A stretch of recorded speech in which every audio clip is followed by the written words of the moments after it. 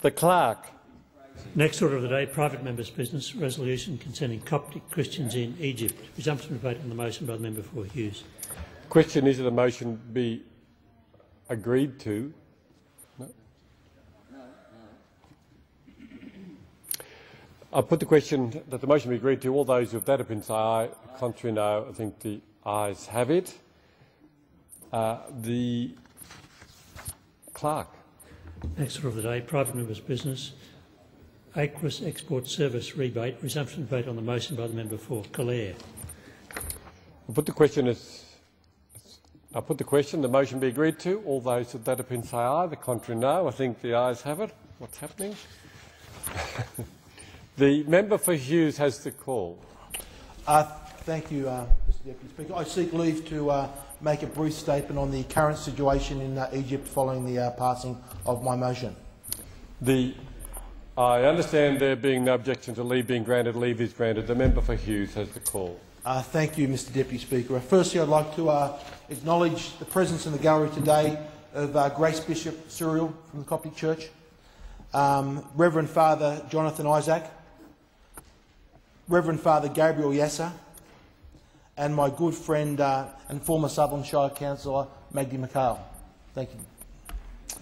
Mr Speaker, our motion recently noted that Egypt is currently experiencing a period of unprecedented transition, the success of which hinges on the full respect of the rule of law and compliance with international human rights standards, including freedoms of religion. Well, Mr Speaker, the motion that was just passed could not have been more timely, as it comes just days after we have seen shocking military violence against the Coptic Christians in Egypt. And during the recent debate, we noted that it was only on the 1st of January this year that a bomb was detonated in front of the Coptic Church, the Two Saints Church in Alexandria, which killed 23 people and injured more than 97. And that we noted that this was the most deadly violence against Egypt's Christian Coptic minority for more than a decade, when a massacre in the year 2000 left 21 Coptic Christians dead. However, Mr Speaker, it's very sad to say that the latest attacks on the Coptic Christians have left 24 dead and over 270 injured.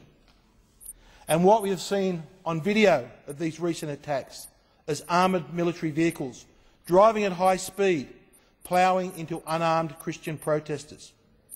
For members of this House that have not seen these videos, although they are graphic and horrific, I suggest that you do to understand the gravity of the situation. Medical staff at Cairo's hospital have told Amnesty International that the casualties resulted from bullet wounds and crushed body parts, resulting from people deliberately being run over by army vehicles. A young Christian, Vivian Magdi, whose fiancé was killed when an armoured vehicle ran over him, gave a tearful account to Egyptian TV. And she said, "His body was in the middle of the wheels. His legs were torn. His head hit the pavement, breaking his skull. Soldiers gathered around him and they started to beat him up. I begged them to leave. I said he was not breathing. Then a soldier came up with a red cap, shouting, cursing and hitting at me with a stick, and tried to continue to beat him. I threw my body over my fiancée and the soldier said to me, 'You infidel, why are you here?'" Let's be clear. When military forces open fire on unarmed civilians and drive armoured vehicles at high speed into a crowd and kill at least 25, it's not only murder, it is mass murder. And Egyptian state television must accept some responsibility for this latest violence. For when they sent out a call calling on so-called honest Egyptians to rush to the defence of the military, which they said was under siege from Copts, and this resulted in vigilante attacks against Coptic Christian protesters who were merely fleeing the army's bullets and armour. Mr Deputy Speaker, the fate of Egypt will be determined on how Christians are treated in that country by the future.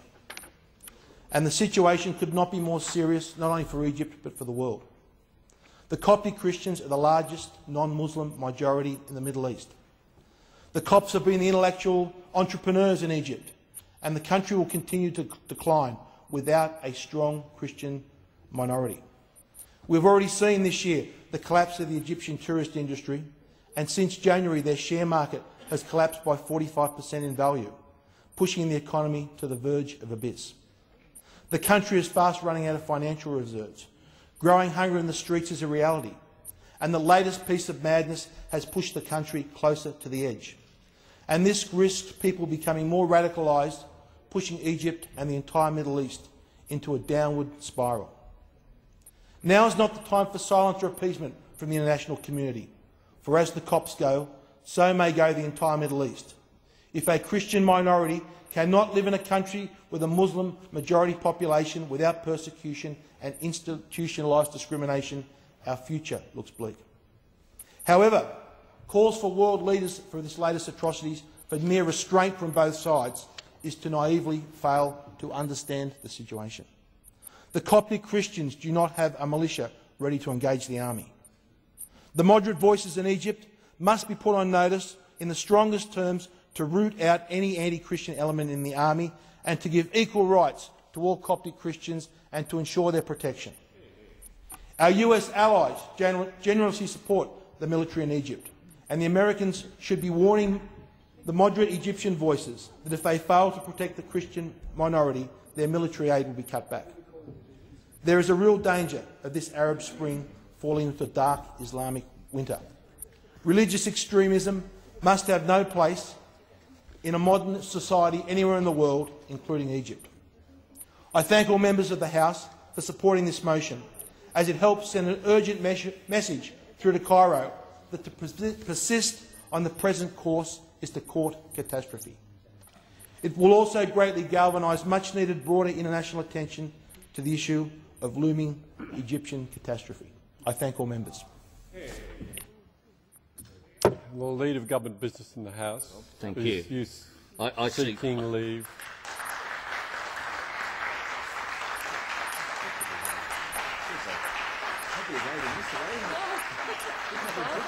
I understand it is the wish of the House to grant leave the Leader of Government Business. Thank you, Mr Speaker. I very much want to, on behalf of the Australian Government, express our outrage at the attacks that have occurred on Coptic Christians in Egypt. The resolution that was just carried by the House unanimously had an action component to it. Can I say that the government has already acted on each and every one of those action components? The Prime Minister and the Foreign Minister issued a strong statement. The Foreign Minister, I know, has raised these issues at the United Nations at highest levels in discussions when he was there recently in New York. The Immigration Minister, I know, has had a number of discussions with the Bishop and leaders of the Coptic community to ensure that appropriate understandings are there with regard to the circumstances in which Coptic Christians have found themselves. And the Australian Government will continue to make the strongest representations that the Egyptian Government provide equal rights and protection for all Egyptian citizens, regardless of their race or religion. This is a fundamental human right. It is one, can I say also, as the federal member for Grayndler, in which I have received strong representations, including from my local mayor, Maurice Hanna, the Mayor of Marrickville, and from others in the community who, of course, have very strong ties historically because of the first Coptic church in Australia, which was, of course, at Sydenham in my electorate. Indeed, myself and the association with the Bishop go back many, many years to the Marrickville Hardcourt Tennis Club when we were both very much younger. So this is an association that goes back 35 years, which gives away both of our ages in terms of our friendship and our dialogue. But can I say this, on behalf of the government, we will not be shy about putting forward these principles in terms of human rights, which we regard as universal. We haven't been up to now. We will continue to be so. And I'm very pleased that this is a position which unites everyone in this House of Representatives, and it is indeed, I congratulate the member for Hughes on his initiative in putting forward this motion that was unanimously agreed to, and I assure the members of the community that this is an issue which continues to be discussed and acted upon at the highest level of the Australian government.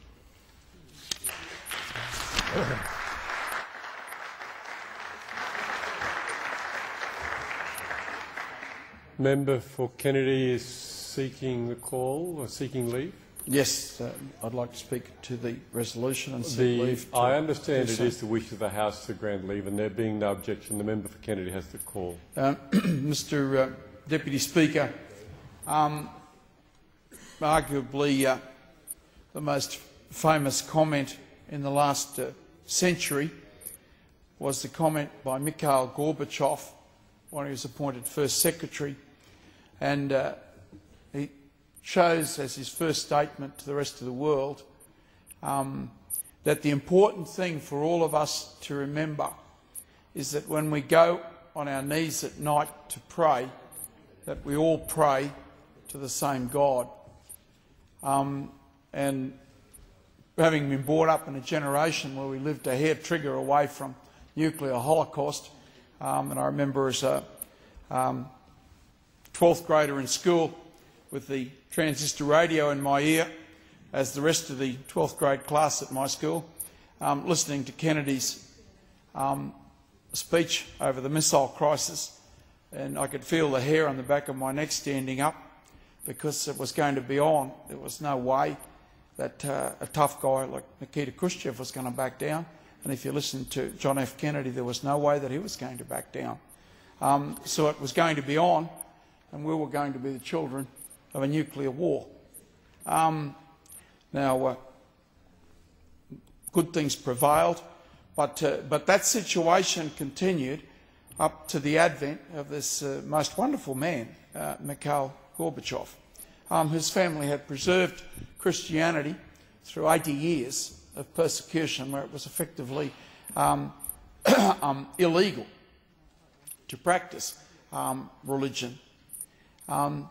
Mr Deputy Speaker, I think it's reasonable to say that I've had my life saved twice by two wonderful doctors, both of them, judging by their names, they would have been of the Islamic faith, and both great men who tirelessly worked extremely hard to save my life, so I wouldn't be here without those wonderful people. When the ethnic cleansing was taking place in Central Europe, NATO stepped in. So, if you like, the Christian countries stepped in to protect those Islamic people who were being persecuted. And in fact, they have pursued the architects of that oppression, the NATO countries, fairly ruthlessly. And it is very much to their credit. But then, again, if you're a Christian, you are supposed to love your neighbours, turn the other cheek, do good to those that hate you. That is the very essence of our religious beliefs in this country. For some people, they might be philosophical beliefs, but for the vast bulk of us, they're our religious beliefs. Now, Deputy Speaker, it gives me no joy to recall recent history on our planet where over 1 million Armenians were murdered.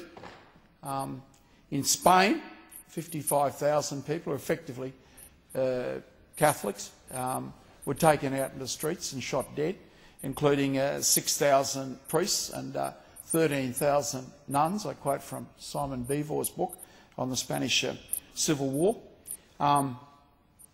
Seems to me rather interesting always that they talk about Franco. Well, Franco said, for everyone you kill, I'll kill 10. Well, I don't think he got up to 10, but he did a fairly good job. But that was payback the original decision was to murder people because of their Christian faith. And 54,000 of them were just taken out in the streets and shot dead. And read the book yourself.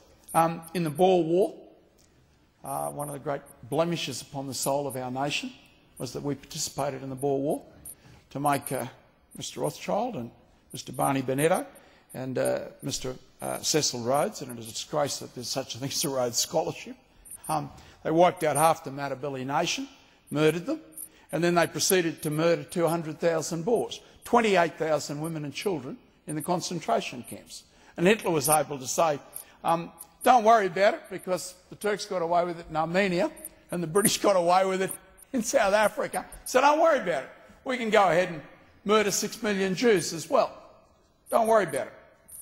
Well, I mean, this sort of thing has got to stop, and I very much praise the member for bringing it forward and the members of the Coptic Church. Being from a later breakaway, the Western Christians, their original Christians are sitting up there today. And in our little Christian group we had going here at Parliament House, which Kevin Rudd was a prominent member, Ross Cameron's group, we had a person who had served in Saddam Hussein's cabinet. He had a big silver cross. And I said to him, how long has your family been Christian? And he said, since 72 AD. We praise these people that have stood on the ramparts and kept the Christian faith for 2,000 years and 1,500 years of it persecution. 1,500 years of it persecution. And in this place, I think we should serve very clear notice that we are not going to stand aside and see our fellow Christians and the fathers of Christianity continue to be murdered. That is not going to happen. And please God, Mr Speaker, our nation will grow over the next 20 or 30 years, as I think it must for its survival, to 60 million people, and we'll be a rich and prosperous and powerful nation. And we will defend the persecution that takes place. And if I could inject a personal note, my great-grandfather, effectively my great-grandfather, his brother was the patriarch of the Maronite Church. And they are people very, very familiar with the sort of persecution that is taking place up here. He came to Australia in 1870, so I don't really have a great deal of memories of that period. But all the same, I think that an awful lot of Australians will feel very great kinship, and even if we didn't feel a very great kinship, as fellow Christians, we will not stand idly by and see fellow Christians murdered, just the same as we did not stand idly by and watch fellow believers in the good Lord murdered in Britain, near in those countries in Central Europe. And we hope that we would carry those principles forward into the future. And I very highly praise the member, and I very highly praise those people that have kept the faith through millenniums of persecution.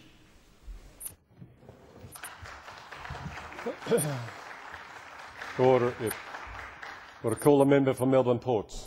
Thank you very much, Deputy Speaker. I want to strongly associate myself with this resolution and commend the member for Hughes and all of the others who've spoken on this, particularly the member for Graindler, who has such a long association with the Coptic community in Sydney.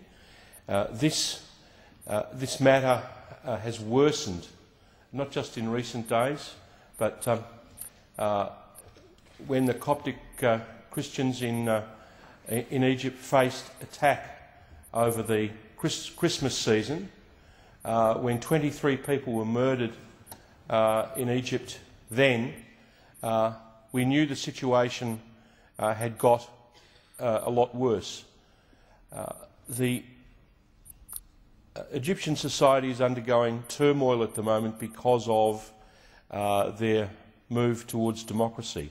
This is no excuse, and I'm sure the Coptic community in Australia will agree, this is no excuse for the Egyptian military, the current Egyptian government, to ignore the rights of such an important minority in Egypt.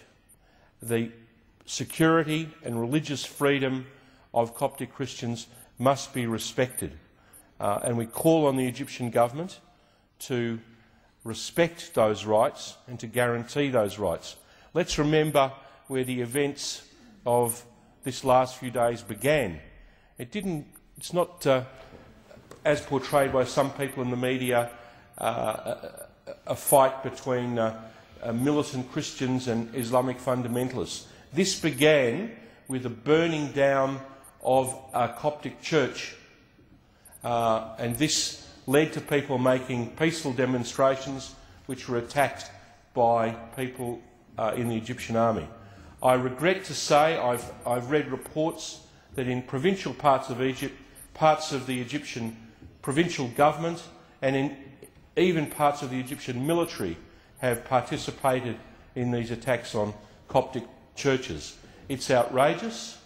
I remember the words of His Holiness the Pope, who expressed his solidarity with the Christian people of Egypt when he's called on world leaders to speak out against attacks on Christians in the Middle East.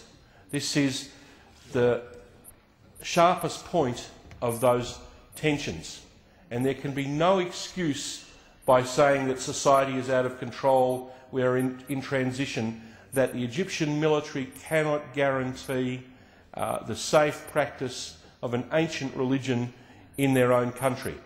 The world is looking at how the Egyptian government behaves. We've seen as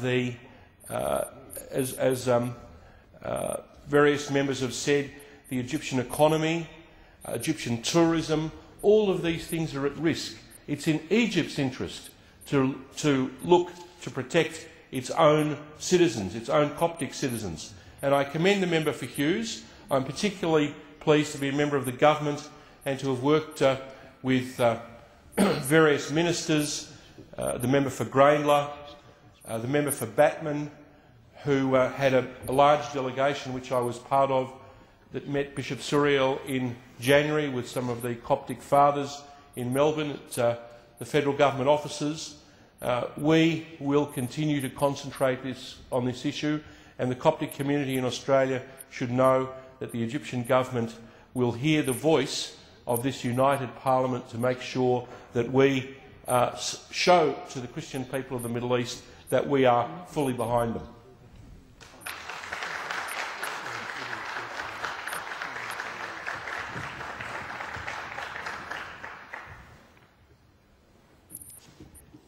The clerk. I call the clerk, and I thank all those who participated in the debate, and I was certainly privileged to be here to grant leave for additional contributions to this bill, which is unanimously passed the Parliament this morning.